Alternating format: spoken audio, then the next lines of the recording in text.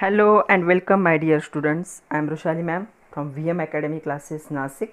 हम देख रहे हैं हमारे महाराष्ट्र स्टेट बोर्ड का सिलेबस, देख रहे हैं 12th केमिस्ट्री। उसका चल रहा है हमारा chapter number 8 transition and inner transition element. Transition element मतलब d block element and inner transition मतलब एफ ब्लॉक एलिमेंट। इसका लेक्चर नंबर 5। आज के लेक्चर में हमें देखना है मेटलर्जी। तो मेटलर्जी एक बड़ा टॉपिक है, एक बड़ा लेक्चर बनेगा। एक्चुअल मेटलर्जी एक बहुत बड़ा टॉपिक है जिस पे एक चैप्टर बन सकता है, इतना बड़ा टॉपिक है ये, लेकिन हमें शॉर्ट में देखना है। तो मैं ट्राई करूँगी कि आपको आपके सारे कंसेप्ट अच्छे से क्लियर हो जाए। तो चलो स्टार्ट करते हैं। मेटलर्जी, मेटलर्जी क्या होता है बच्चों? तो हमें पता है कि मेटल्स तो कहीं दुकान में तो नहीं मिलते, तो ये ज़मीन के नीचे मिलते हैं माइंस में। वो भी कॉम्बिनेशन फॉर्म में होते, कंबाइन फॉर्म में होते, ऑक्साइड, सल्फाइड, क्लोराइड ऐसे फॉर्म में होते। तो इनको क्या किया जाता है, जो कंबाइन फॉर्म है माइंस से निकाल के उनको क्रश करके उनमें से मेटल सेपरेट करने की जो प्रोसेस होती है उसे मेटलर्जी कहा जाता है। ऐसी प्रोसेस जो कमर्शियल भी होनी चाहिए, मतलब इकोनॉमिकल भी होनी चाहिए, ज़्यादा खर्चा ना हो, ऐसी प्रोसेस। तो मेटलर्जी एक प्रोसेस है जिसमें क्या है, मेटल्स को एक्सट्रैक्ट किया जाता है from there ores economically and the easy होनी चाहिए प्रोसेस, इकोनॉमिकल होनी चाहिए। ऐसे प्रोसेस को मेटलर्जी कहा जाता है। तो हम डिटेल में देखेंगे। तो स्टार्ट करते हैं। Metallurgy of metal, lecture number 5, chapter number चल रहा है 8 transition and inner transition elements with VM academy Nashik. तो चलो देखते हैं मेटलर्जी। टॉपिक शुरू करने से पहले कुछ क्वेश्चन है आपके टेक्स्ट बुक में, कैन यू रिकॉल करके, पेज नंबर 177 का क्वेश्चन है ये। How are metal found in nature? Nature में मेटल कैसे फाउंड होंगे? कई बाजार में तो नहीं मिलेंगे, तो कहाँ मिलेंगे ये? तो देखो क्या होता है, मोस्ट ऑफ मेटल, बहुत सारे मेटल्स क्या होते हैं, अर्थ क्रस्ट में मिलते हैं, मतलब ज़मीन के नीचे मिलेंगे माइंस में, in the form of their salt, अपने सॉल्ट के फॉर्म में होते। तो सॉल्ट मतलब क्या होगा, कंबाइन फॉर्म होता है। तो अपने कार्बोनेट के फॉर्म में हो सकते हैं, सल्फेट के फॉर्म में हो सकते हैं, सल्फाइड के फॉर्म में हो सकते हैं, या फिर ऑक्साइड के फॉर्म में भी ज़मीन के नीचे हमें मिल सकते। ऐसे बहुत सारे होंगे, लेकिन इनमें से वेरी फ्यू, बहुत कम ऐसे भी है जो क्या होते, नॉन रिएक्टिव फॉर्म में होते।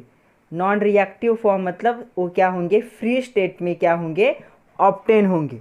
तो they are occurs in free state in the mines और the earth crust. Free state में होंगे, किसी भी कॉम्बिनेशन फॉर्म में नहीं होते। तो इनका एग्जाम्पल है यहाँ पे सिल्वर है, उसके बाद है गोल्ड है, उसके बाद है प्लैटिनम। तो सिल्वर, गोल्ड और प्लैटिनम हमें पता है ये एक्सपेंसिव मेटल है। और एक्सपेंसिव मेटल क्यों है? क्योंकि ये माइंस में क्या होते हैं, नॉन रिएक्टिव फॉर्म में मिलते हैं। इनका जल्दी करोजन नहीं होता है, ये रस्टिंग नहीं करते ये मेटल्स। और नॉन रिएक्टिव फॉर्म में या फ्री स्टेट में क्या होते हैं, ज़मीन के नीचे मिलते हैं। सारे ज़मीन के नीचे ही मिलेंगे। बहुत सारे क्या होते हैं, कंबाइंड फॉर्म में होते हैं, और बहुत कम ऐसे होते हैं जो क्या होंगे, फ्री स्टेट में होंगे, जैसे कि गोल्ड, सिल्वर और प्लैटिनम में। और कंबाइन फॉर्म में हुए तो कंबाइन फॉर्म क्या होगा, सॉल्ट के फॉर्म में होते, कार्बोनेट, सल्फेट, सल्फाइड और ऑक्साइड के फॉर्म में क्या होते, मेटल ज़मीन के नीचे मिलते। सेकंड इसी का क्वेश्चन है, name 2 salts of metal that are found in nature. 2 metal के सॉल्ट बताने जो नेचर में मिलते। तो पहला है कैल्शियम, कैल्शियम क्लोराइड भी लिख सकते हो, sodium chloride and calcium carbonate. तो कोई भी 2 सॉल्ट के नाम हम लिख सकते हैं जो नेचर में अवेलेबल है। इसी पे और एक क्वेश्चन है आपके टेक्स्ट बुक के पेज नंबर 177 पे ही है। इंटरनेट माय फ्रेंड, आप लोगों को इंटरनेट पे क्या है, इन्फॉर्मेशन सर्च करनी है, आप लोग खुद भी करो, लेकिन मैं भी बता देती हूँ। 2 क्वेश्चन है वहाँ पे। पहला क्वेश्चन है, collect the information of different step involve in the extraction of metal from their ore. अगर ज़मीन के नीचे कंबाइन फॉर्म में हमें क्या मिला है, ओर मिला है, उसे ओर कहा जाता है। तो जो कॉम्बिनेशन फॉर्म होगा, सॉल्ट के फॉर्म में जो मेटल मिलते हैं वो, तो उसके एक्सट्रैक्शन के मतलब सेपरेशन के कितने स्टेप से। तो सबसे पहले क्या है, और जब कलेक्ट किया जाता है उसके बाद होता है concentration of ore. Concentration of ore मतलब separation of impurity from the ore. अगर वो माइन से मिला है, ज़मीन के नीचे से मिला है, तो उसमें डस्ट होगी, मड होगी, तो सारा सेपरेशन की प्रोसेस को कहेंगे कॉन्सेंट्रेशन। कॉन्सेंट्रेशन के बाद, कॉन्सेंट्रेशन में भी अलग अलग मेथड यूज़ होते हैं, फिजिकल मेथड, केमिकल मेथड। उसके बाद क्या होता है, नेक्स्ट जो स्टेप होता है उसमें क्या होता है, conversion of ore into the oxide. Ore को क्या किया जाता है, किसी भी टाइप का ओर हो, उससे फाइनली कौन से फॉर्म में कन्वर्ट किया जाता है, ऑक्साइड के फॉर्म में कन्वर्ट किया जाता है। तो चाहे मेटल सल्फाइड हो, मेटल क्लोराइड हो, कोई भी हो, हर ओवर को ऑक्साइड के फॉर्म में कन्वर्ट किया जाता है।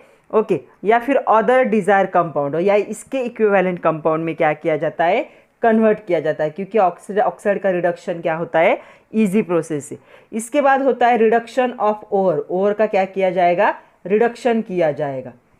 कुछ रिड्यूसिंग एजेंट यूज़ किए जाएंगे, उनको यूज़ करके ओवर का रिडक्शन होगा। ओके, ये जो क्रूड मेटल होता है उसका रिडक्शन होगा। रिडक्शन के बाद ओवर मिलता है, लेकिन वो 100% प्योर नहीं होता, इसलिए लास्ट में प्रोसेस होती है रिफाइनिंग प्रोसेस। तो रिफाइनिंग प्रोसेस क्या होती है, refining is the process of the purification of metal to get extra pure metal.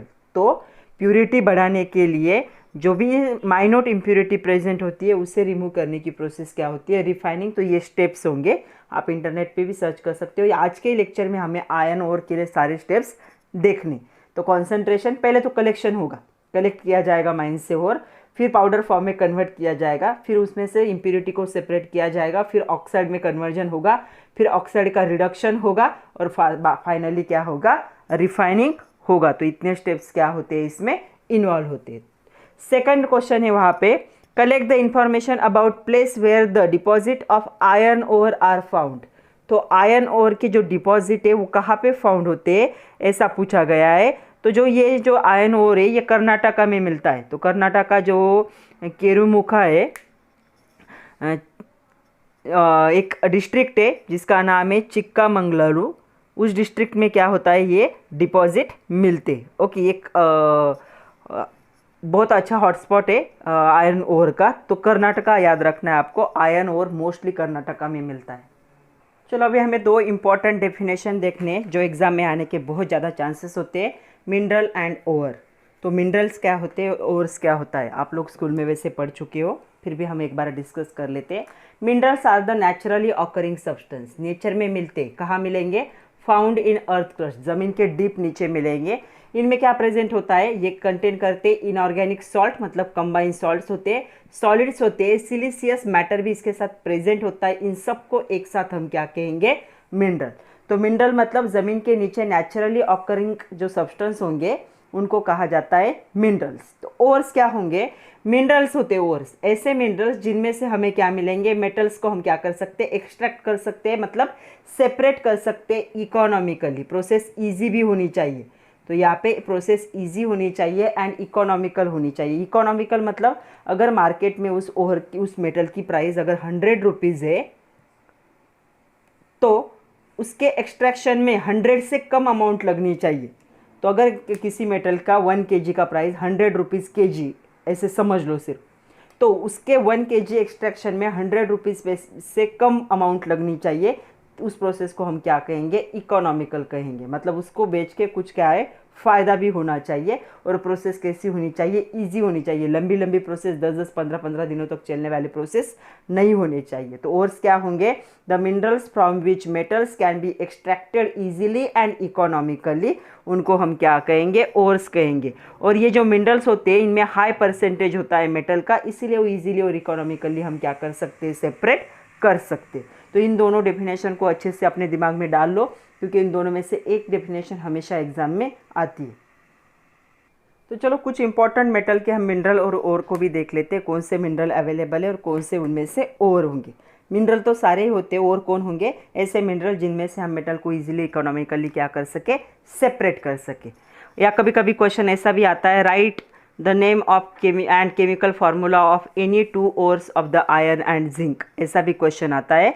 तो एनी वन आता है, आयरन और जिंक, तो आपको पता होनी चाहिए। तो 2-3 हम देख लेते हैं। आयरन, कॉपर, जिंक इंपॉर्टेंट है। तो पहला हम देख ले आयरन, Fe। मिनरल कौन से होंगे, हेमाटाइट होंगे, Fe2O3, मैग्नेटाइट होगा Fe3O4, लिमोनाइट होता है ट्वाइस Fe2O3 थ्राइस H2O, ये मॉइस्चर को एब्सॉर्ब करता है। आयरन पायराइट होगा Fe2, उसके बाद सिडेराइट होगा FeCO3। ये सारे क्या है, मिनरल से आयन के, देखो इनमें सब में आयन प्रेजेंट है। तो ये हो गए मिनरल्स। और इनमें से कौन है ऐसा जिससे कि हमें क्या मिलेगा, आयन इजीली और इकोनॉमिकली हम सेपरेट कर सकते हैं, तो इसका ओर होगा हेमाटाइट। तो ओर कौन सा लिखोगे आयन का? हेमाटाइट है। वैसे हमें पूरा एग्जाम्पल देखना है कि हेमाटाइट ओर से मेटल को कैसे सेपरेट किया जाता है, आयन मेटल को। इसका फॉर्मूला Fe2O3।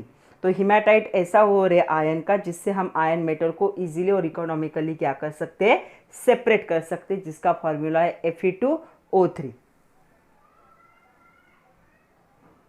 दूसरा हमें देखना है कॉपर और तीसरा देखना है जिंक। तो कॉपर के मिनरल 3 है, चाल्कोपायराइट CuFeH2, उसके बाद है चाल्कोसाइट Cu2S and the cuprite Cu2O। इनमें से और कौन से, ये पहले 2 और है, इनमें से कॉपर को इजीली और इकोनॉमिकली सेपरेट किया जा सकता है। कॉपर का यूज़ बहुत ज़्यादा है बच्चों, क्योंकि कॉपर हर वायर में यूज़ होता है। इलेक्ट्रिसिटी के लिए कॉपर ही यूज़ होता है, क्योंकि ये सबसे ज़्यादा अच्छा कंडक्टर है इलेक्ट्रिसिटी का। तो कॉपर को 2 ओर से सेपरेट किया जाता है, कॉपर पायराइट एंड चाल्कोसाइट।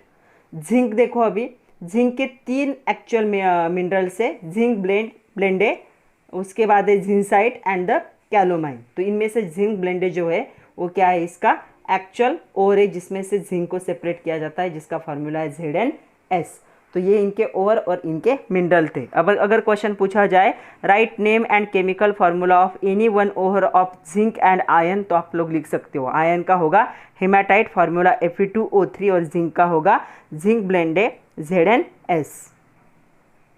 तो चलो अभी मेटालर्जी क्या है और इसके कितने टाइप है वो जान लेते हैं। कभी कभी क्वेश्चन आता है define metallurgy, give its classification और गिव इट्स टाइप्स।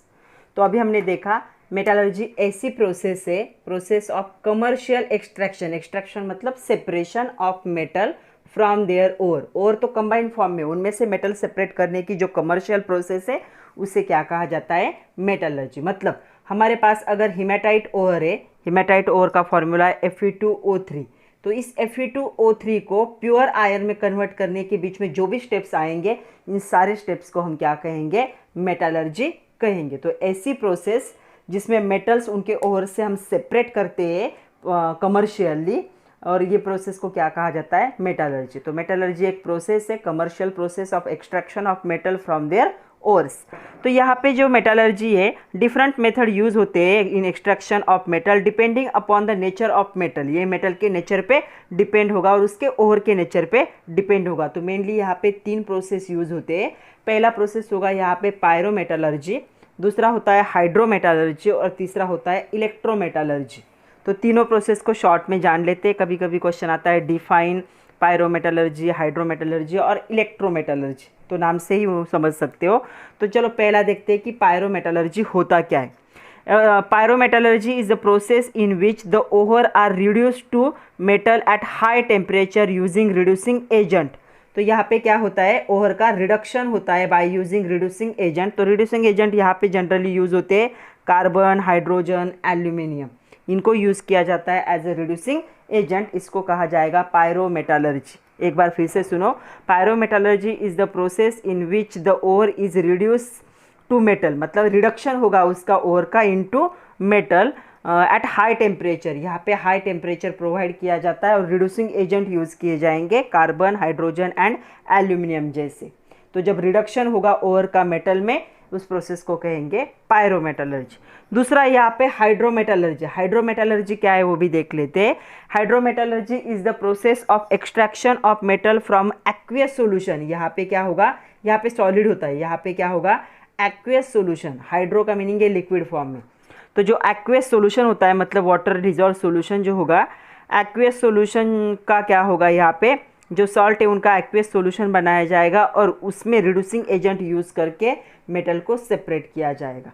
तो हाइड्रोमेटालर्जी क्या है, the process of the extracting metal from their aqueous solution of their salt using the suitable reducing agent is known as hydrometallurgy. तो जो भी ore है उसे aqueous solution के फॉर्म में कन्वर्ट करके फिर रिडक्शन किया जाता है। तीसरा यहाँ पे इलेक्ट्रोमेटालर्जी। इलेक्ट्रोलिसिस तो हम देख चुके हैं, जहाँ पे जो इलेक्ट्रोलाइटिक रिडक्शन होता है ये प्रोसेस यहाँ पे होगी। तो ये ऐसी प्रोसेस है in which the metal are extracted by electrolytic reduction. तो यहाँ पे क्या होता है, इलेक्ट्रोलाइटिक रिडक्शन होगा ओर का। तो इलेक्ट्रोलाइटिक रिडक्शन अगर ओर का हो करके मेटल मिलता है तो इसे हम कहेंगे इलेक्ट्रोमेटालर्जी। तो ये क्या है, a process in which metal is extracted by electrolytic reduction of the molten fuse, molten मतलब मोल्ट फॉर्म, फ्यूज फॉर्म जो होता है मेटल का, मेटेलिक कंपाउंड का, तो इसे हम कहेंगे इलेक्ट्रोमेटलर्जी। मतलब मेटल की जो पाउडर है इसे क्या करना है, मेल्ट करना है, या इसे फ्यूज स्टेट कहा जाता है। फिर क्या करेंगे, 2 इलेक्ट्रोड यूज़ करके इसका रिडक्शन होगा और हमें क्या मिलेगा, मेटल सेपरेट हो जाएगा। तो ये 3 प्रोसेस यूज़ होते हैं मेटलर्जी के, पायरोमेटलर्जी, हाइड्रोमेटलर्जी एंड इलेक्ट्रोमेटलर्जी। तो चलो देख लेते हैं मेटलर्जी के स्टेप्स कौन से। ये आपके एक्सरसाइज का क्वेश्चन है। क्वेश्चन क्या है वो सुनो। Right the steps involve in metallurgical process. तो मेटलर्जिकल प्रोसेस में ये 4 स्टेप इन्वॉल्व होते हैं। सबसे पहले क्या होगा, कॉन्सेंट्रेशन ऑफ ओर को माइन से कलेक्ट करके पाउडर फॉर्म में, क्रश करके पाउडर फॉर्म में कन्वर्ट करना है। सबसे पहले प्रोसेस है यहाँ पे कॉन्सेंट्रेशन ऑफ ओर, मतलब इसमें से क्या है, इम्प्यूरिटी को सेपरेट करना। जो इम्प्यूरिटी होंगी, मड़ी इम्प्यूरिटी, उस इम्प्यूरिटी को सेपरेट करना। सेकंड स्टेज होती है, यहाँ पे क्या होता है, ओर को उसके ऑक्साइड या फिर डिजायर कंपाउंड में कन्वर्ट करना। सारे ओर को मोस्टली ऑक्साइड में ही कन्वर्ट किया जाता है, कौन से भी फॉर्म में हो तो उसे ऑक्साइड फॉर्म में कन्वर्ट किया जाता है बाय द केमिकल कॉन्सेंट्रेशन। उसके बाद होता है उसका रिडक्शन। तो ये जो होगा ऑक्साइड ओर का, उसका रिडक्शन होगा तो हमें यहाँ पे क्रूड मेटल मिलता है। मतलब प्योर नहीं होता लेकिन सारा मेटल फॉर्म में होता है, थोड़ी सी इंप्योरिटी प्रेजेंट होती है 1 to 2%। फाइनली क्या करना है हमें, रिफाइनिंग। रिफाइनिंग का मीनिंग क्या है, purification to get the highly pure metal. तो थोड़ी सी जो इम्प्योरिटी यहाँ पे क्रूड मेटल में, तो उसे प्यूरिफाई किया जाता है ताकि हमें क्या मिले, हाईली प्योर मेटल मिले। इसे कहा जाता है रिफाइनिंग। आपने सुना होगा double refined, triple refined oil, मतलब क्या है वो, उसमें से इम्प्योरिटी को सेपरेट किया गया है। तो वैसे ही मेटल की रिफाइनिंग करना ज़रूरी है। जितना प्योर मेटल होगा उतना अच्छा होता है। तो रिफाइनिंग प्रोसेस से हमें क्या मिलता है, एक्स्ट्रा प्योर मेटल मिलता है। तो ये 4 स्टेप होंगे, concentration of ore, conversion of ore into oxide, reduction of ore and refining of metal. तो चलो अभी पहली स्टेप हमें देखना है। तो सबसे पहली स्टेप देखते हैं हम, कॉन्सेंट्रेशन ऑफ ओर। इस पे भी क्वेश्चन आता है, write short note on concentration of ore.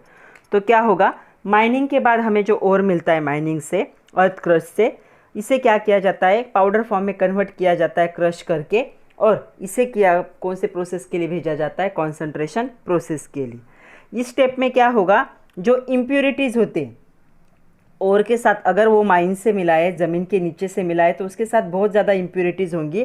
तो ये जो इम्प्यूरिटीज़ होती है, इन इम्प्यूरिटीज़ को यहाँ पे कहा जाता है गैंग्यू। तो इन इम्प्यूरिटी को कहा जाएगा गैंग्यू। इसको क्या किया जाता है, रिमूव किया जाता है। तो इम्प्यूरिटीज़ को रिमूव किया जाता है इन दिस प्रोसेस। तो इम्प्यूरिटी को रिमूव करके ओर में से इम्प्यूरिटी फ्री ओर बनाया जाता है जो पाउडर फॉर्म में। और यहाँ पे क्या है, इसे कहा जाता है कॉन्सेंट्रेशन। तो इम्प्यूरिटी कम हो गई तो मतलब क्या हुआ है, मेटल का कॉन्सेंट्रेशन बढ़ गया, तो इसे कहा जाता है कॉन्सेंट्रेशन ऑफ ओर। तो concentration of ore is the removal of impurity और gangue from the ore. Okay, different methods are used. अलग अलग मेथड यूज होते हैं इस इम्प्यूरिटी सेपरेशन के लिए। जैसे कि कभी कभी ओर को वॉशिंग भी किया जाता है, वॉश किया जाता है ताकि इम्प्यूरिटी निकल जाए, क्योंकि क्ले या मड़ी होता है मोस्टली। उसके बाद दूसरा मेथड यहाँ पे यूज़ किया जाता है, इसे कहा जाता है हाइड्रोलिक क्लासिफिकेशन। हाइड्रोलिक क्लासिफिकेशन भी कभी यूज़ किया जाता है। उसके बाद यूज़ किया जाता है मैग्नेटिक सेपरेशन। ये तो आप लोगों को पता होगा, मैग्नेटिक सेपरेशन रोलर पे से क्या किया जाता है, इसे पास किया जाता है। तो अगर कोई मैग्नेटिक इम्प्यूरिटी प्रेजेंट है तो ऐसी मैग्नेटिक इम्प्यूरिटी ओर से निकल जाएगी। उसके बाद फ्रोथ फ्लोटेशन होता है, फ्रोथ बना के ओर को क्या किया जाता है, यहाँ पे फ्लोट किया जाता है। तो froth flotation generally sulphide ore के कॉन्सेंट्रेशन में क्या होता है, फ्रोथ फ्लोटेशन यूज़ होता है, क्योंकि सल्फाइड ओर लाइट वेट होते। ओके, उसके साथ साथ कभी कभी ग्रेविटी सेपरेशन मेथड भी होता है। Gravity separation method generally use होता है फॉर द ऑक्साइड ओर के लिए यूज़ होता है। तो ऐसे अलग अलग कॉन्सेंट्रेशन के मेथड यूज़ होते हैं जिनमें से इम्प्यूरिटी या गैंग्यू को ओर से सेपरेट किया जाता है या रिमूव किया जाता है। ये कौन सी मेथड इनमें से यूज़ होगी, ये किस पे डिपेंड होगा, ये डिपेंड होगा नेचर ऑफ ओर। ओर का नेचर डिसाइड करता है। अगर ऑक्साइड ओर हुआ तो ग्रेविटी सेपरेशन, अगर सल्फाइड ओर हुआ तो फ्रोथ फ्लोटेशन, अगर मैग्नेटिक इम्प्यूरिटी है तो मैग्नेटिक सेपरेशन। तो ये सारे किस पे डिपेंड होगा कि ओर का नेचर कैसा है, उस पर डिपेंड होगा कि इनमें से कौन सी कॉन्सेंट्रेशन प्रोसेस क्या होगी, यूज़ होगी। तो चलो गैंग्यू की डेफिनेशन भी कभी कभी 2 मार्क के लिए आ जाती है। इम्प्यूरिटी को गैंग्यू कहा जाता है, द सैंड, मड और other unwanted impurity remain mix with ore deposit, over deposit के साथ जो इम्प्योरिटी मिक्स होती है उसे क्या कहा जाता है, गैंग्यू कहा जाता है। चलो एक एग्जांपल भी देख लेते हैं गैंग्यू का। अभी हम क्या करेंगे, कंपोजिशन देखेंगे हीमेटाइट ओवर का। तो जो हीमेटाइट ओवर है, तो ये ओवर है आयरन का हीमेटाइट। तो देखो इसमें क्या होता है, ये मेन होता है Fe2O3, इसके साथ SiO2 प्रेजेंट होता है, इसे सैंड कहा जाता है। Al2O3 प्रेजेंट होता है, इसे एल्यूमिना कहा जाता है। और थोड़े से अमाउंट में क्या प्रेजेंट होता है, इसके साथ फॉस्फेट भी क्या होता है, प्रेजेंट होता है।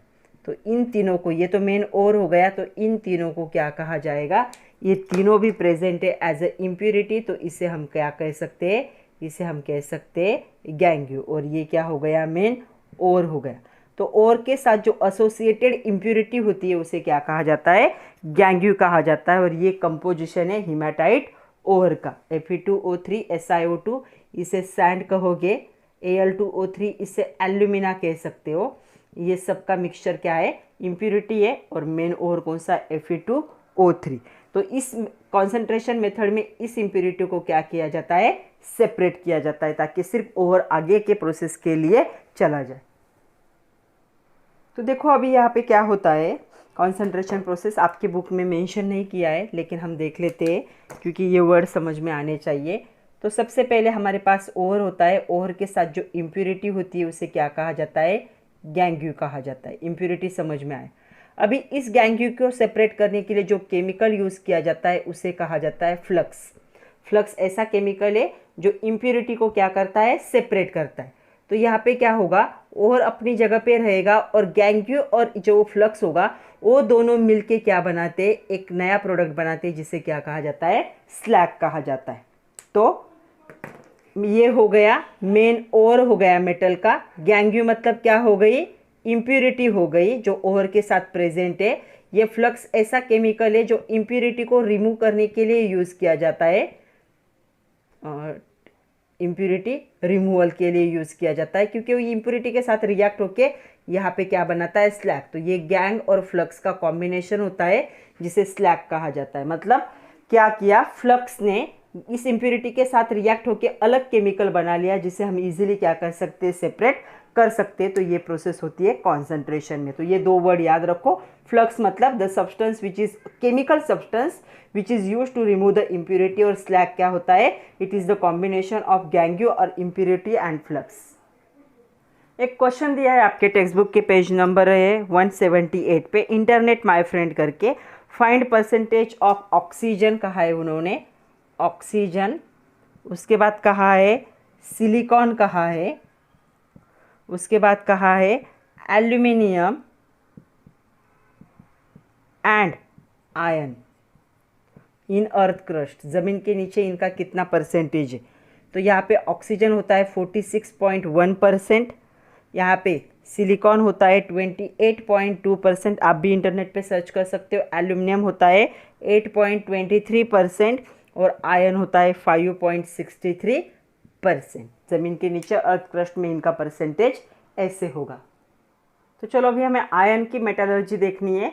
तो पहले हम स्टेप देख लेते हैं कि आयरन की मेटलर्जी में कौन से स्टेप आते हैं। कभी कभी क्वेश्चन आता है draw a flow chart showing extraction of iron, इन सारे को हमें डिटेल में देखना है।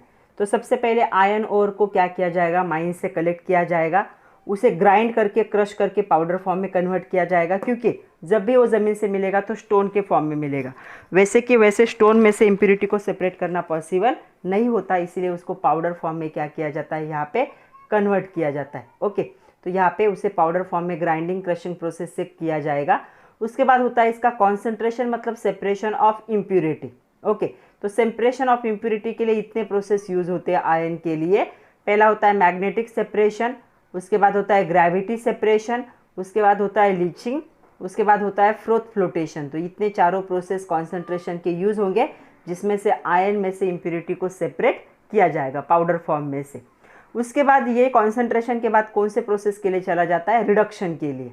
तो रिडक्शन में क्या होगा, यहाँ पे उसका रिडक्शन होता है बाय कोक, मतलब कार्बन पाउडर। दूसरा होता है reduction by carbon monoxide, reduction of heat, heat से, रिडक्शन बाय एल्यूमिनियम, एल्यूमिनियम से, and reduction by the electrolysis. कभी कभी इलेक्ट्रोलिसिस प्रोसेस भी यूज़ की जाती है रिडक्शन के लिए, जिसे इलेक्ट्रोलाइटिक रिडक्शन प्रोसेस कहा जाता है। ओके, इसके रिडक्शन के बाद नेक्स्ट प्रोसेस आती है रिफाइनिंग। इस प्रोसेस में हमें मेटल मिलता है, लेकिन क्या होता है, वो थोड़ा सा क्रूड मतलब इम्प्योर फॉर्म में होता है। तो आगे की प्रोसेस आती है रिफाइनिंग। रिफाइनिंग में क्या होता है, हमें प्योर आयन मेटल मिलने वाला है, लेकिन रिफाइनिंग मतलब separation of the ore purification of metal to get extra pure metal, हमें एक्स्ट्रा प्योर मेटल मिलता है। तो रिफाइनिंग में कौन से प्रोसेस यूज होंगे, देखो, लिक्विफिकेशन होता है, डिस्टिलेशन होता है, ऑक्सीडेशन होता है और इलेक्ट्रो रिफाइनिंग। ऐसे अलग अलग मेथड से क्या किया जाता है, आयन को प्योर आयन फॉर्म में कन्वर्ट किया जाता है। तो कौन से स्टेप इन्वॉल्व हुए, सबसे पहले माइन से आयन को कलेक्ट करना है, फिर क्रश कर ग्राइंड करके पाउडर फॉर्म में कन्वर्ट करना है, फिर उसका कॉन्सेंट्रेशन मतलब इम्प्योरिटी को सेपरेट करना है, फिर रिडक्शन मतलब ऑक्साइड फॉर्म का ओर को यहाँ पे मेटल के फॉर्म में कन्वर्ट करना है, क्रूड मेटल, और बाद में रिफाइनिंग। रिफाइनिंग में क्या होगा, crude metal pure ion metal में क्या होगा, कन्वर्ट होगा। तो इतने सारे स्टेप्स क्या होंगे, इसमें इन्वॉल्व होंगे। तो चलो अभी हमने स्टेप्स तो देख लिए कि हमने 4 तो देखा, अभी हम एक एक स्टेप को अच्छे से जान लेते हैं कि हिमेटाइट ओर में से आयन को सेपरेट कैसे किया जाता है। इसे कहा जाएगा मेटलर्जी ऑफ आयन। तो देखो, iron is extracted from the hematite ore by the reduction using coke and limestone. तो इस प्रोसेस में क्या होता है, कोक मतलब कार्बन पाउडर और लाइमस्टोन डिटेल में हमें सारे रिएक्शंस देखने ही है। लाइमस्टोन जो होता है जिसे कहा जाता है CaCO3, इस लाइमस्टोन को यूज़ किया जाता है for the extraction process.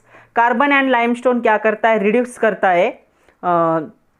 Carbon पहले कार्बन मोनोऑक्साइड में कन्वर्ट होगा, फिर कार्बन एंड कार्बन मोनोऑक्साइड दोनों मिलके Fe2O3 को आयन में क्या करेंगे, कन्वर्ट करेंगे। मतलब जो कोक आप यूज़ कर रहे हो कार्बन, ये पहले कार्बन मोनोऑक्साइड में कन्वर्ट होगा, फिर कार्बन और कार्बन मोनोऑक्साइड दोनों मिलके Fe2O3 जो है हमारा हिमेटाइट ओर, इसे आयन के फॉर्म में क्या करेगा, कन्वर्ट करेगा। ये सिर्फ आउटलाइन है, हमें डिटेल में देखना है। यहाँ पे लाइमस्टोन का काम क्या होगा, ये एक्ट होगा एज अ फ्लक्स, मतलब इम्प्योरिटी के साथ ये रिएक्ट होके क्या बनाएगा, एक नया प्रोडक्ट बनाएगा, जिसे क्या कहा जाता है, स्लैग। वो तो मैंने पहले आपको बता दिया कि एक केमिकल सब्सटेंस यूज होता है जो इम्प्योरिटी के साथ रिएक्ट होगा, उस केमिकल सब्सटेंस को कहा जाता है फ्लक्स, और दोनों के कॉम्बिनेशन से जो बनेगा उसे क्या कहा जाता है, स्लैग। लाइट वेट होता है, ये फ्यूजिबल होता है, उसे क्या कहा जाता है, स्लैग। तो ऐसे हमें क्या करना है, एक्सट्रैक्शन करना है। तो कोक लाइमस्टोन यूज़ करके हम एक्सट्रैक्शन करेंगे, लेकिन सबसे पहले हमें देखना है कि कॉन्सेंट्रेशन में क्या क्या होगा। तो पहला स्टेप हमें देखना है, अभी ओर को निकाला है, क्रश कर लिया है, ऐसे समझ लो। हम देख रहे हैं कॉन्सेंट्रेशन। तो कॉन्सेंट्रेशन में क्या होगा, देखो, the powder ore, powder form जो है हिमेटाइट ओर को माइन से निकाला, क्रश करके ग्राइंड करके पाउडर फॉर्म में कन्वर्ट किया, फिर अभी पाउडर ओर को कॉन्सेंट्रेशन प्रोसेस के लिए यूज़ किया जाएगा। Is wash in a power centre of water introducing into the hydraulic classifier. तो जो हाइड्रोलिक क्लासीफायर होता है उसके अंडर वाटर से इसे क्या किया जाता है, सबसे पहले वॉश किया जाता है, ताकि वॉश करने के बाद जो भी वाटर सोल्यूबल इम्प्योरिटी वो क्या हो जाए, निकल जाए। ओके, उसके बाद जो लाइट गैंग्यू पार्टिकल है, गैंग्यू मतलब इम्प्योरिटी पार्टिकल, कुछ स्टोन के पार्टिकल भी होंगे ना, तो लाइट जो गैंग्यू पार्टिकल्स होंगे उनको सेपरेट किया जाएगा ओहर से। ओके, वो कहाँ पे कलेक्ट होंगे, बॉटम में कलेक्ट होंगे। तो हाइड्रोलिक क्लासीफायर यूज़ करके इसे क्या किया जाएगा, इस प्रोसेस को कॉन्सेंट्रेशन। तो कॉन्सेंट्रेशन हमें ज़्यादा डिटेल में नहीं है, सिर्फ यहाँ पे क्या है, ओहर का कॉन्सेंट्रेशन हो गया। उसके बाद जो दूसरी प्रोसेस यहाँ पे यूज़ होती है, जो बहुत ही इम्पॉर्टेंट प्रोसेस है, वो है रोस्टिंग। तो आप लोगों ने कैल्सिनेशन और रोस्टिंग के बारे में सुना होगा, ये केमिकल मेथड है कॉन्सेंट्रेशन के। तो कैल्सिनेशन और रोस्टिंग 2 प्रोसेस यूज़ होती है। एक में क्या होगा, फर्नेस में हीटिंग होती है। फर्नेस में आप लोगों को दिखाऊंगी फर्नेस कैसे होते हैं। हाई टेम्परेचर में हीटिंग होता है फर्नेस में। अगर फर्नेस में हीटिंग हुआ इन प्रेजेंस ऑफ एयर, तो उसे कहा जाता है रोस्टिंग। तो रोस्टिंग मतलब क्या है, strongly heating in presence of air. तो डोर क्या करने पड़ेंगे, फर्नेस के ओपन रखने पड़ेंगे ऐसे कंडीशन के लिए। तो रोस्टिंग प्रोसेस होता है। रोस्टिंग एक कॉन्सेंट्रेशन का ही पार्ट है, लेकिन आपके बुक वालों ने उसे सेकंड नंबर दिया है। तो concentrated ore is heated currently in presence of air. तो क्या होगा यहाँ पे, जो सल्फर अर्सेनिक, सल्फर है, उसके बाद है अर्सेनिक है, ऐसी जो इम्प्योरिटी होती है, ये इम्प्योरिटी क्या होती है, ओहर में से निकल जाती है, क्योंकि ये क्या है, वोलेटाइल इम्प्यूरिटी। तो ये इम्प्यूरिटी निकल जाती है तो यहाँ पे क्या होगा, जो आपका FeO था, ऑक्सीजन में हीटिंग हो रहा है मतलब इन प्रेजेंस ऑफ एयर, तो ये बन जाएगा ट्वाइस ऑफ Fe2O3, मतलब और कौन से फॉर्म में कन्वर्ट हो गया, ऑक्साइड फॉर्म में। तो सेकंड स्टेप है ये, जहाँ पे ओर को क्या करना पड़ता है, ऑक्साइड फॉर्म में कन्वर्ट करना पड़ता है। Roasting ore is converted into lump, तो ये लम्प में क्या होता है, कन्वर्ट होता है, यहाँ पे लम्प बनते हैं और ये प्रोसेस, ये क्या है, इसका ऑक्साइड फॉर्म है। अभी ये रेडी है रिडक्शन के लिए। तो पहले क्या हुआ, क्रश किया, फिर कॉन्सेंट्रेशन प्रोसेस में वॉश किया ओर को, फिर रोस्टिंग में क्या किया, इन प्रेजेंस ऑफ हीट ऑक्सीजन इसे हीट किया, तो ये क्या हो गया, इसके ऑक्साइड फॉर्म में कन्वर्ट हो गया। रोस्टिंग का मीनिंग होगा heating in presence of air. फिर नेक्स्ट प्रोसेस आती है थर्ड प्रोसेस, जो ब्लास्ट फर्नेस में होती है। मैं आप लोगों को फर्नेस भी दिखाती हूँ, उसके सारे रिएक्शन भी देखने हमें। तो तीसरी प्रोसेस होती है यहाँ पे, इसे कहा जाता है रिडक्शन। लेकिन आयन ओर के लिए एक स्पेशल टाइप का रिडक्शन होता है, इसे कहा जाता है स्मेल्टिंग।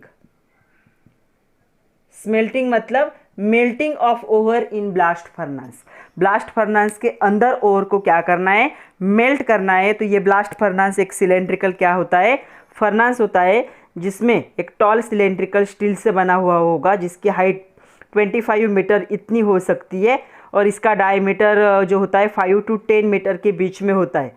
ये जो ब्लास्ट फर्नेस है हाई टेम्परेचर में वर्क करता है। इसका टेम्परेचर 500 से लेकर 2000 डिग्री सेल्सियस तक हो सकता है। अलग अलग जोन होते हैं इसके। तो चलो ब्लास्ट फर्नेस को देखते हैं हम, क्या है, इसके 3 जोन होते हैं। तो देखो ये ब्लास्ट फर्नेस है, आपके टेक्स्ट बुक में भी दिया है 179 पे। ये स्टील का होता है, इन्होंने सिर्फ क्या किया है, आउटलाइन दिखाई। तो स्टील से बना हुआ होता है। Okay, smelting is carried out in blast furnace. Blast furnace is tall cylindrical steel tower and line by the refractory bricks. बाहर से रिफ्रैक्टरी ब्रिक्स से उसे क्या किया जाता है, कवर किया जाता है। The height of typical blast furnace is 25 metre. Height 25 metre होगी। Its diameter vary from 5 to 10 metre. Diameter क्या होता है, 5 से लेकर 10 मीटर तक हो सकता है। ये वर्क करता है एट हाई टेम्परेचर। ओके, तो हाई टेम्परेचर में ये काम करेगा, एक टॉवर जैसा है ये। अगर ऊपर से नीचे देखोगे तो टेम्परेचर धीरे धीरे इंक्रीज होगा। ओके, यहाँ पे उन्होंने दिखाया 1003, ये टेम्परेचर किसके लिए यूज़ किया जाता है, आयन के लिए, 1350 तक। ओके, इसके 3 पार्ट है। ओके, पहला पार्ट जो होता है ऊपर का, इस नीचे का देखते हैं पहले। इसे कहा जाता है हर्थ। हर्थ मतलब हायर टेम्परेचर वाला पार्ट, जहाँ पे आयरन मेटल क्या हो जाएगा, मेल्ट होगा। दूसरा जो पार्ट होता है मिडल वाला, इसे बॉश कहा जाता है। और जो ऊपर वाला पार्ट होता है इसे स्टॉक कहा जाता है। तो 3 पार्ट होंगे, stock, Bosch and hearth. Okay, the changes containing over and limestone. जो चेंजेस होंगे यहाँ पे ओवर और लाइमस्टोन में, ये हमें यहाँ से यहाँ तक दिखाई देंगे। तो अभी हमने जो रोस्टिंग प्रोसेस में ऑक्साइड ओवर मिला है हमें Fe2O3, उसे कार्बन मतलब कोक पाउडर के साथ और लाइमस्टोन के साथ मिक्स करके इसमें ऐड किया जाता है और हमें यहाँ पे आउटलेट में से क्या मिलेगा, आयन मिलेगा। लेकिन ये इम्प्योर आयन होता है, इसमें थोड़ी सी इम्प्योरिटी प्रेजेंट होती है। 93% प्योर आयन होता है, इसे पिग आयन कहा जाता है। पिग आयन मतलब इम्प्योर फॉर्म ऑफ आयन। तो इतने सारे प्रोसेस के बाद क्या मिलने वाला है, आयन। और ये कमर्शियल मेथड है आयन को बनाने की, इंडस्ट्रियल मेथड। तो चलो हम रिएक्शंस देखते हैं ब्लास्ट फर्नेस के। अलग अलग जोन होते हैं रिएक्शन के। तो 3 जोन होते हैं यहाँ पे रिएक्शन के। तो तीनों जोन को हम डिटेल में देखते हैं। पहला जोन यहाँ पे ऊपर तक होता है, यहाँ से यहाँ तक दूसरा जोन होता है और नीचे का तीसरा जोन होता है। तो चलो देखते हैं reactions. There are different temperature zones in blast furnace. तो अलग अलग जोन है ब्लास्ट फर्नेस के, from top to bottom of furnace. At the top the temperature 500 kelvin. तो 500 केल्विन टेम्परेचर ऊपर रहता है। Okay, maximum temperature is 2000 kelvin. ज़्यादा से ज़्यादा कितना हो सकता है, 2000 केल्विन तक हो सकता है टेम्परेचर। ओके, यहाँ पे 3 जोन होंगे। पहला होगा जोन ऑफ कंबशन। तो पहला होगा जोन ऑफ कंबशन में क्या होता है, यहाँ पे ऑक्सीजन को क्या एंड एयर को यूज़ किया जाता है। ऊपर का जो होगा जोन ऑफ कंबशन। दूसरा होता है zone of reduction. Zone of reduction में क्या होगा, Fe2O3 मेटालिक आयन में क्या होता है, कन्वर्ट होता है। ये जो बीच का होगा पार्ट। और तीसरा होता है जोन ऑफ स्लैग फॉर्मेशन, या इसे जोन ऑफ फ्यूजन भी कहा जाता है।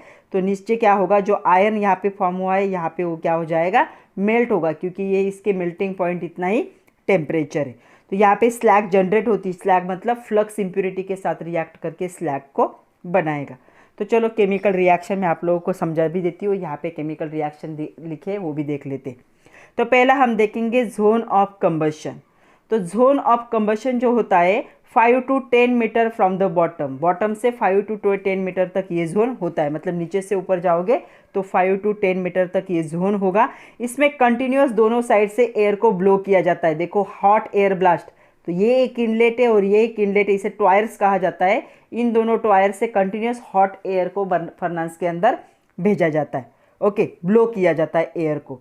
तो ये क्या करता है, ये जो एयर होगा ये क्या करेगा, ये कार्बन को ऑक्सीजन के साथ एयर पास कर रहे हैं, मतलब ऑक्सीजन है। ऊपर से हमने क्या क्या ऐड किया है, अभी हमने ऐड किया ओर की पाउडर, उसके साथ कोक, कोक मतलब कार्बन की पाउडर, ब्लैक कलर की पाउडर होती है, और लाइमस्टोन।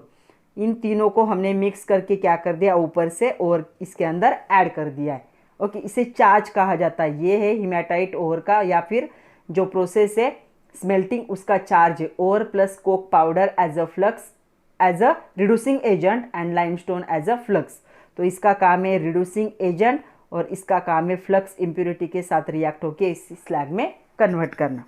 तो ये क्या करेगा, जब इस साइड से हम ऑक्सीजन ऐड कर रहे हैं और यहाँ पे कार्बन है, तो कार्बन और ऑक्सीजन के रिएक्शन से यहाँ पे क्या बनता है, कार्बन मोनोऑक्साइड बनेगा। तो कार्बन मोनोऑक्साइड बनेगा और यहाँ पे हीट भी क्या होती है, रिलीज होती है। जैसे जैसे नीचे जाओगे हीट बढ़ती है, क्योंकि जैसे जैसे नीचे जाओगे कार्बन मोनोऑक्साइड इंक्रीज होता है। तो यहाँ पे क्या होगा, जो चार्ज होगा, टॉप से चार्ज को ऐड कर दिया, ओर प्लस कोक प्लस लाइमस्टोन, इसे क्या कहा जाएगा, चार्ज। ये क्या होगा, जो यहाँ से हॉट एयर पास हो रही है और कार्बन, चार्ज में से कार्बन और एयर में से ऑक्सीजन रिएक्ट होकर कार्बन मोनोऑक्साइड यहाँ पे बना लेते। फिर यहाँ पे क्या होते हैं, जब ऐसे दो कार्बन मोनोऑक्साइड के मॉलिक्यूल बनते हैं तो वो वापस कार्बन को बना के ऑक्सीजन को क्या कर दे, रिलीज। यहाँ पे इन्होंने दिखाया नहीं है, लेकिन यहाँ पे एक आउटलेट होता है, जो गैसेस अंदर तैयार हो रहे हैं उस गैसेस को बाहर पास करने के लिए यहाँ पे एक आउटलेट होता है। तो इसमें 3 इनलेट और एक क्या होता है, आउटलेट होता है, सॉरी 3 आउटलेट होते हैं, 1 2 3 ये आउटलेट होंगे और 2 क्या होंगे, इनलेट। तो इनको एक ही माना जाता है, दोनों साइड से होल होते। तो यहाँ पे क्या हुआ, कार्बन मोनोऑक्साइड वापस क्या हुआ, कार्बन और ऑक्सीजन में कन्वर्ट हो गया। The hot gas reach into the carbon monoxide, hot gas यहाँ पे फॉर्म होता है और कार्बन मोनोऑक्साइड में वो रीच होता है, जहाँ पे रिड्यूसिंग एजेंट का काम क्या होगा, स्टार्ट होगा। तो पहले इसमें क्या होगा, पहले स्टेप में सिर्फ क्या होता है, carbon is converted into carbon monoxide and carbon monoxide is converted into carbon, और इस सारे प्रोसेस में बहुत ज़्यादा हीट क्या होती है, रिलीज होती है। दूसरा होता है जोन ऑफ रिडक्शन। यहाँ पे क्या होगा, यह अबाउट 900 केल्विन टेम्परेचर में होता है, और यहाँ पे क्या होगा, जो आयन ओर है, जो स्पॉन्जी आयन ओर है, वो क्या हो जाएगा, यहाँ पे रिएक्ट होगा। तो देखो यहाँ पे रिएक्शन देख सकते हो आप लोग। तो स्टेप वाइज रिएक्शन होंगे, Fe2O3 CO के साथ रिएक्ट होगा, फिर Fe3O4 बनेगा और CO2, फिर Fe3O4 CO के साथ रिएक्ट होके FeO बनेगा और CO2 रिलीज होगा। फिर यहाँ पे FeO जो है वो कार्बन के साथ रिएक्ट होकर यहाँ पे Fe बनाता है। इम्प्योरिटी भी अपने अपने मेटालिक फॉर्म में क्या हो जाते हैं, कन्वर्ट हो जाते हैं, मेटालिक या नॉन मेटालिक फॉर्म में। तो प्योर फॉर्म में वो भी क्या हो जाएंगे, यहाँ पे कन्वर्ट होंगे। तो यहाँ पे क्या हुआ, Fe2O3 ये स्टेप हुई कि ये किस में कन्वर्ट हो गया, आयन के फॉर्म में कन्वर्ट हो गया इस टेम्परेचर में, यहाँ से लेकर यहाँ तक 900 से स्टार्ट होता है केल्विन से आगे तक चला जाता है। उसके बाद Fe2O3 और कार्बन के साथ रिएक्ट होके Fe बना लेता है। तो ये स्टेप यहाँ पे होगी सेकंड में, जोन ऑफ रिडक्शन। तो Fe2O3 FeO में कन्वर्ट हुआ और FeO का रिडक्शन किस में हुआ, आयन में हुआ, इन जोन ऑफ रिडक्शन। ये कहा क्या होता है, 22 to 25 meter near the top, top से अगर देखोगे तो 22 या 25 मीटर इतने डिस्टेंस पे ये जोन होता है। नेक्स्ट देखो, तीसरा जो जोन है इसे कहा जाता है zone of the slag formation, या इसे कहा जाता है जोन ऑफ फ्यूजन। तो यहाँ पे स्लैग फॉर्म होगी, जो हमने ऐड किया था लाइमस्टोन, वो इम्प्योरिटी के साथ रिएक्ट होकर यहाँ पे क्या तैयार करेगा, स्लैग फॉर्म करेगा, इम्प्योरिटी को सेपरेट करेगा।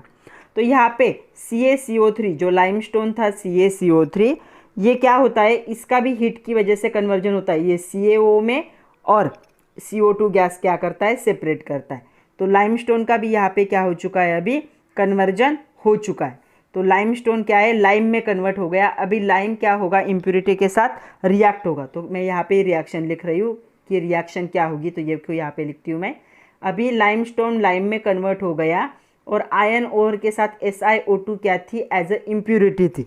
ओके, तो ये दोनों मिलके क्या बनाते हैं, CaSiO3। तो ये क्या है, यहाँ पे ये स्लैग बन रहा है। ओके, तो ये स्लैग यहाँ पे एल्यूमिनियम का भी स्लैग में कन्वर्जन होता है। CaOAl2O3 के साथ भी रिएक्ट होता है, Ca3Al O3 वो भी स्लैग में कन्वर्ट होता है। तो मतलब दोनों भी क्या होंगे, इम्प्योरिटी स्लैग में कन्वर्ट होगी। फिर नीचे का होता है जोन ऑफ फ्यूजन, जहाँ पे हाईएस्ट टेम्परेचर है। ये होगा 15 meter height from the bottom, bottom से सिर्फ 15 मीटर के हाइट पे क्या होता है ये। यहाँ पे क्या होगा, MnO2 Ca3PO4 ट्वाइस प्रेजेंट होता है इन आयन ओवर। ये रिड्यूस होगा Mn और P में। देखो ये जो इम्प्योरिटी है ये Mn में, और ये फॉस्फोरस भी P2 में क्या हो चुका है, कन्वर्ट। ये भी इम्प्योरिटी थे। उसके साथ साथ क्या है, बहुत सारे इम्प्योरिटी थी, जैसे कार्बन था, सिलिकॉन था, मैंगनीज था, फॉस्फोरस था, सल्फर था। ये सारे इम्प्योरिटीज़ क्या होते, इसके साथ प्रेजेंट होते। अभी नीचे आने के बाद क्या होगा, जो आयन नीचे आया है इतने हाई टेम्परेचर में, वो क्या हो जाता है, मेल्ट हो जाएगा। और ये मेल्ट होके इस आउटलेट से क्या किया जाता है, बाहर निकाला जाता है। और स्लैग जो होती है वो लाइट वेट होती है, वो क्या करती है, इसके ऊपर से पूरी तरह से कवर करती, ताकि ये जो यहाँ से हम ऑक्सीजन पास कर रहे हैं वो आयन मेटल का ऑक्सीडेशन ना कर सके। तो स्लैग को ऊपर के लेयर से हम निकाल सकते हैं, और जो पिग आयरन है, मतलब इम्प्योर फॉर्म ऑफ आयरन है, इसे हम यहाँ से निकाल सकते हैं। इसलिए इसको कहा जाता है जोन ऑफ फ्यूजन, क्योंकि आयरन यहाँ पे फ्यूज हो चुका है, मेल्ट हो चुका है। तो इस आउटलेट जो होते हैं ब्लास्ट फर्नेस के, वहाँ से हम इनको क्या कर सकते हैं, निकाल सकते हैं। फिर होती है रिफाइनिंग प्रोसेस। रिफाइनिंग प्रोसेस में क्या है, generally electrolytic reduction method use की जाती है। उसके बाद लिक्वेशन मेथड भी कभी कभी यूज़ की जाती है, डिस्टिलेशन या ऑक्सीडेशन मेथड। मोस्टली कौन सी होती है, इलेक्ट्रोलाइटिक रिफाइनिंग। ये प्रोसेस यूज़ करके पिग आयन को प्योर आयन में कन्वर्ट किया जाता है। तो आयन के 3 फॉर्म है यहाँ पे, मैं आप लोगों को बता दूँ आयन के। तो पहला आयन का फॉर्म है, कहा जाता है कास्ट आयन। दूसरा होता है यहाँ पे रॉट आयन, और तीसरा होता है यहाँ पे स्टील। स्टील भी आयन का ही फॉर्म है। तो 3 फॉर्म होते हैं आयन के। कमर्शियल फॉर्म अगर आयन के पूछे तो cast iron, wrought iron and steel, ऐसे 3 फॉर्म होंगे। और इस प्रोसेस से उसे क्या किया जाता है, सेपरेट किया जाता है। देखो एक टेबल में समरी दी है आपके बुक में, summary of reaction taking place in blast furnace in different temperature zone, अलग अलग टेम्परेचर जोन के। 500 केल्विन में, 500 में क्या होगा, लॉस ऑफ मॉइस्चर होगा सिर्फ। 500 मतलब बहुत कम टेम्परेचर है, और में से सिर्फ मॉइस्चर चला जाएगा और ड्राई हो जाएगा। 900 केल्विन में क्या होगा, रिडक्शन होगा ओहर का CO से, Fe2O3 3CO क्या करेगा, यहाँ पे Fe बन जाएगा। 1200 केल्विन में क्या होगा, डिकम्पोजिशन होगा लाइम का, CaCO3 क्या होगा, CaO में, लाइमस्टोन लाइम में क्या हो जाएगा, कन्वर्ट हो जाएगा। 1500 केल्विन में क्या होगा, यहाँ पे रिडक्शन होगा ओहर का कार्बन से, Fe2O3 का रिडक्शन होगा कार्बन से, रिमेनिंग ओहर क्या हो जाएगा, Fe में कन्वर्ट होगा और कार्बन मोनोऑक्साइड रिलीज होगा। 2000 केल्विन में 2 प्रोसेस होते हैं। पहला होता है फ्यूजन ऑफ द आयन, मतलब आयन और मेल्ट हो जाएगा तो यहाँ पे, और दूसरा क्या होगा, स्लैग फॉर्मेशन। तो ये दोनों भी स्लैग फॉर्मेशन के ही रिएक्शन। तो पहला क्या है, CaO SiO2 सिलिका के साथ रिएक्ट होकर ये स्लैग बनाएगा, सॉलिड होती है। उसके बाद CaO एल्यूमिना के साथ रिएक्ट होकर ये स्लैग बनाएगा, दोनों भी स्लैग बनते हैं 1200 केल्विन में। तो इस टेम्परेचर में अलग अलग चेंजेस हो जाएंगे। लेकिन कभी कभी ऐसा भी क्वेश्चन आता है, what are the factors which govern the choice of the extraction technique. Extraction technique के लिए कौन से फैक्टर रिस्पॉन्सिबल होंगे। तो सबसे पहले होगा नेचर ऑफ ओर, उसके बाद होगा availability of the cost of the reducing agent. Reducing agent बहुत कॉस्टली होते हैं, तो वो कौन सा अवेलेबल है। जनरली कोक को क्यों यूज़ किया जाता है, क्योंकि ये चीप है, कार्बन पाउडर होती है सिर्फ, तो इसकी प्राइस बहुत ही कम है, इसलिए मोस्टली इसे यूज़ किया जाता है। तीसरा होता है availability of the hydraulic power, तो हाइड्रोलिक पावर की भी अवेलेबल होना ज़रूरी होता है। तीसरा होता है प्योरिटी ऑफ प्रोडक्ट, मेटल जो मिल रहा है उसकी प्योरिटी हमें कितनी चाहिए, हाईली प्योर चाहिए या लेस प्योर चाहिए, उस पर भी डिपेंड है कौन से टेक्निक यूज़ होंगे। And value of by product, यहाँ पे जो स्लैग बनता है ये एक बहुत ही इंपॉर्टेंट बाय प्रोडक्ट है, इसे फर्टिलाइज़र के तौर पे यूज़ किया जाता है। तो ये जो स्लैग बनते हैं ये फर्टिलाइज़र के तौर पे यूज़ किए जाते हैं। तो जो भी बाय प्रोडक्ट बनेंगे उनका क्या वैल्यू है, तो ये सारे टेक्निक क्या करते हैं, डिसाइड करते हैं कि एक्सट्रैक्शन टेक्निक कैसे होगी, ये सारे फैक्टर डिसाइड करेंगे। तो ये 3 कमर्शियल फॉर्म है, cast iron, wrought iron and steel. किसके? आयरन के। इन तीनों के प्रॉपर्टीज देख लेते हैं। आपके एक्सरसाइज में क्वेश्चन है, what are the difference between the cast iron, wrought iron and steel, तीनों के बीच में डिफरेंस क्या है। तो ये क्या होते हैं, कास्ट आयरन हार्ड होते हैं, ब्रिटल होते हैं। हार्ड मतलब क्या होंगे, थोड़े से कड़क होंगे, और ब्रिटल मतलब अगर ऊपर से नीचे गिर जाएंगे तो टूट जाएंगे। ये क्या होते हैं, वेरी सॉफ्ट, क्योंकि ये प्योर फॉर्म है, ये प्योर फॉर्म है, ये इम्प्योर फॉर्म है। स्टील क्या है, ये तो अलॉय है, सबको पता है। Okay, neither too hard nor too soft, ये हार्ड भी नहीं होता और सॉफ्ट भी नहीं होता, दोनों प्रॉपर्टीज को यहाँ पे इलिमिनेट किया है। इसमें 4% कार्बन होता है, इसमें 0.2% कार्बन होता है, और इसमें 0.2 से लेकर 2% तक कार्बन क्या होता है, प्रेजेंट होता है। इसे यूज किया जाता है making pipes, manufacturing automotive parts, जो ऑटोमोबाइल के पार्ट होंगे, पॉट्स बनाने के लिए, पैन बनाने के लिए, यूटेंसिल बनाने के लिए कास्ट आयरन को यूज किया जाता है। इसे यूज किया जाता है पाइप्स के लिए, बार बनाने के लिए, जो स्टे बोल्ट्स होते हैं, इंजन के बोल्ट्स होते हैं, रिवेट्स होते हैं, उसे बनाने के लिए इसे यूज किया जाता है। और जो स्टील होता है इसे बिल्डिंग कंस्ट्रक्शन में यूज किया जाता है, इंफ्रास्ट्रक्चर में यूज किया जाता है, क्योंकि नॉन करोजिव है। टूल्स बनाने के लिए यूज किया जाता है, शिप के पार्ट बनाने के लिए, ऑटोमोबाइल के पार्ट बनाने के लिए, या कुछ वेपन के पार्ट बनाने के लिए, या हमारे घर के यूटेंसिल्स बनाने के लिए भी इसे यूज किया जाता है। तो ये तीनों का डिफरेंस है, cast iron, rough iron and wrought iron and the steel. तो ये 3 कमर्शियल फॉर्म है आयरन के। तो इस पे अगर क्वेश्चन आया तो आप यहाँ से लिख सकते हो। नेक्स्ट क्वेश्चन है, what happen if carbon is added to iron, अगर कार्बन को आयरन में ऐड कर दिया तो क्या होगा। आयरन का मेल्टिंग पॉइंट कितना होता है बच्चों, 1800, इतना ज़्यादा उसका मेल्टिंग पॉइंट है। कार्बन को अगर हम ऐड कर देंगे तो मेल्टिंग पॉइंट क्या हो जाएगा, आयरन का डिक्रीज हो जाएगा।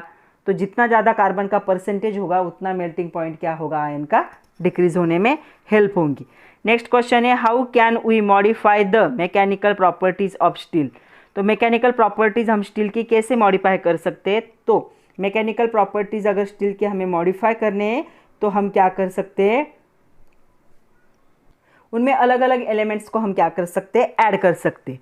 सो mechanical properties of steel can be modify by addition of amount of suitable element, जैसे कि हम इसमें मैंगनीज ऐड कर सकते हैं, उसके साथ हम क्रोमियम ऐड कर सकते हैं, सल्फर ऐड कर सकते हैं, निकेल ऐड कर सकते हैं। इनकी वजह से मैकेनिकल प्रॉपर्टी स्टील की क्या हो जाएगी, चेंज होगी, और इनको अलॉय स्टील कहा जाता है जब ये एलिमेंट्स उनमें ऐड कर दोगे तब। तो आज के लिए इतना ही था बच्चों। जो नेक्स्ट लेक्चर होगा हमारा उसमें हम देखेंगे inner transition F block elements. तो ये जो एफ ब्लॉक एलिमेंट्स है उनके प्रॉपर्टीज़ देखेंगे हम, और उसके साथ एफ ब्लॉक एलिमेंट के साथ जो पीरियोडिक ट्रेंड होंगे उनको भी देखेंगे, जैसे ऑक्सीडेशन स्टेट क्या होता है, कलर क्या होता है, इलेक्ट्रॉनिक कन्फिग्रेशन कैसे होगा, सबको डिस्कस करेंगे। तब तक के लिए पढ़ते रहिए। आज का सबसे इंपॉर्टेंट पार्ट था जो 3 जोन के रिएक्शन है उसको 1-2 बार क्या करो, लिख के देखो, वही इंपॉर्टेंट था, और इन तीनों का डिफरेंस। तो पढ़ते रहिए, नोट्स बनाइए, खुद का ख्याल रखिए। Thank you very much my dear students.